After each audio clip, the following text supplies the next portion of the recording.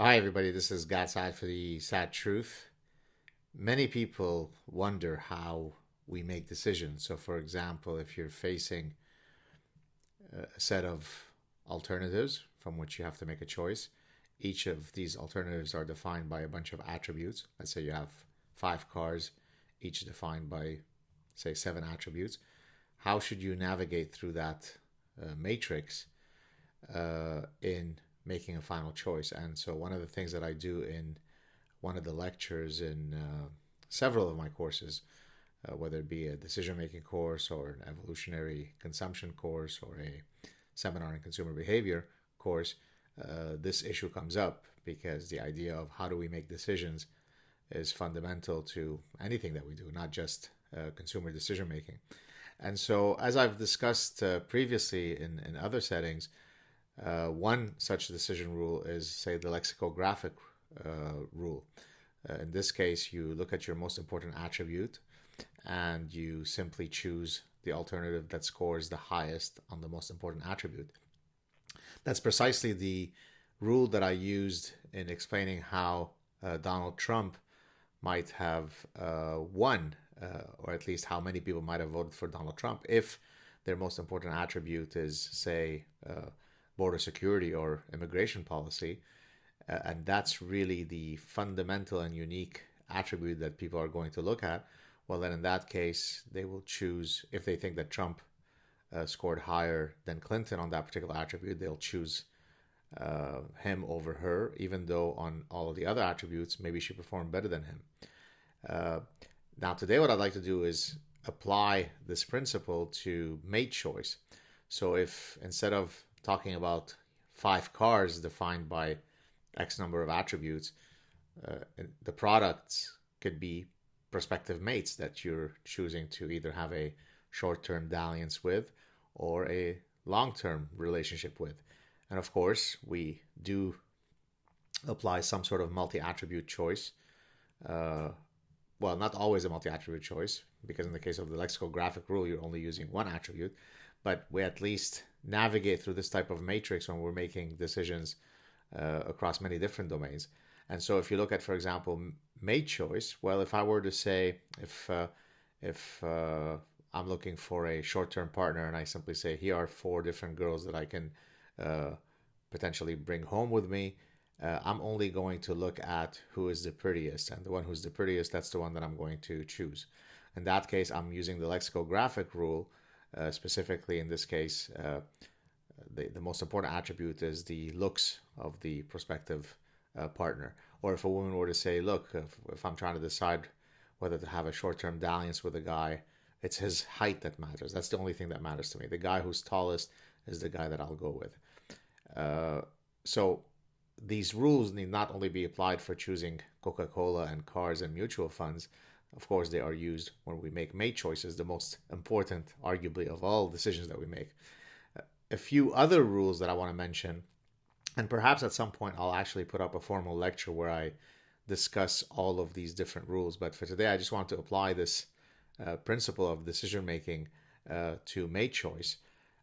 So lexicographic rule will be one. Here's another one, the satisficing rule. By the way, satisficing should not be mistaken as being a miswording of satisfying. To satisfice is to say, well, it's good enough. I'm happy with whatever I have. So if you were to, for example, set a set of cutoff points. So for example, if you say, I'm only willing to go out with this guy if he's at least 5'10", if he makes at least $50,000 a year, if at least he has this level of occupational prestige. So you're setting a set of minimal standards which anyone who is going to ultimately win and be chosen has to surpass. The reason why it's called satisficing in this case is that the first alternative that passes all those cutoffs is the one that is chosen. In other words, if there were 10 different alternatives that you could look at, and you get to alternative 4 and he or she passes all the cutoffs, then you stop and choose that person. You don't go on to sample the remaining people. And in that sense, you're satisficing. Now, the most cognitively effortful heuristic or decision rule would be what's called the weighted additive rule. This is where you take the score for each alternative, the actual attribute scores on each of the applicable attributes, and then you multiply those by the weights of the attributes. So, for example, maybe for me, height is more important than charisma, or if I were choosing between cars, maybe price is the most important thing for me, followed by safety record of the car, followed by whatever, miles per gallons for the car. And so what you do is you take the actual weights, the numerical weights of the weights, and you multiply them by the values of the attributes. So if these were translated on some common currency, 1 to 7, 1 is the lowest, 7 is the highest. So if, let's say, a car scores a 6 on miles per gallon and the weight for that is 0.25, then you do 6 times 0.25 and you do that multiplication for all of the attributes. And then the one that's the alternative that scores the highest is the one that wins. So in this case, what you're doing is you're taking all of the attributes multiplied by all of their weights to come up with the overall best package. That's called the WAD rule, or the weighted additive rule. Now, here's the interesting thing when it comes to mate choice. Luckily, for certainly when we're making long-term mate choices, most people make mate choices that are compensatory. What does that mean? WAD is a compensatory rule, meaning that even if you score poorly on one attribute, you can compensate for it by scoring highly on other attributes. Lexicographic is not a compensatory rule. It's a non-compensatory rule.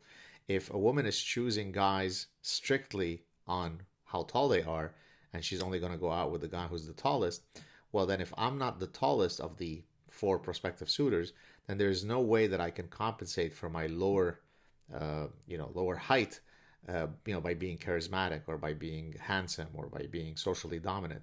I'm already dead in the water because I didn't win on the most important attribute. Same thing for satisficing. Even though I might score very, very highly on all of the attributes, if on one of the attributes I don't pass the minimal cutoff, then I'm out of the game. I'm out of the mating game, at least for that particular woman. And so the difference between compensatory and non-compensatory rules is really quite important. It is precisely what could explain, as I said, how Trump won, right? If Trump knew that most people who are going to vote for him are going to use the lexicographic rule, then whether he doesn't have as much experience as Hillary Clinton, which is arguably a flaw, well, he wouldn't care about that because he knows that people are not going to use a compensatory rule in choosing him. And so how do we link this back to mate choice again? Well, it's very easy. There are many things on which, many attributes that we can't control. I can't control my height. I can't control the facial symmetry of my face or lack thereof.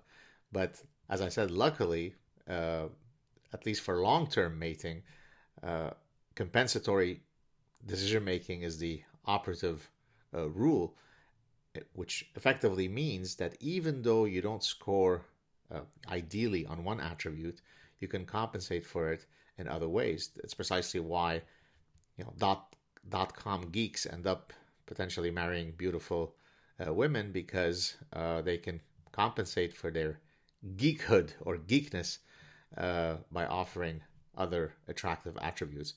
And so I guess maybe this is a hopeful message in that we all can hope that we're not going to sit idly in an inconsolable lifetime of chastity twiddling our thumbs because we didn't do well on the lexicographic rule or on the satisficing rule. Rather, we could improve our lot in the mating market by looking at the attributes that we can control and improving on them. Getting if you're a man or a woman, this might apply, but certainly we know that women choose men based on high status. So go out there, be ambitious, get an education, get off the couch, ascend the social hierarchy.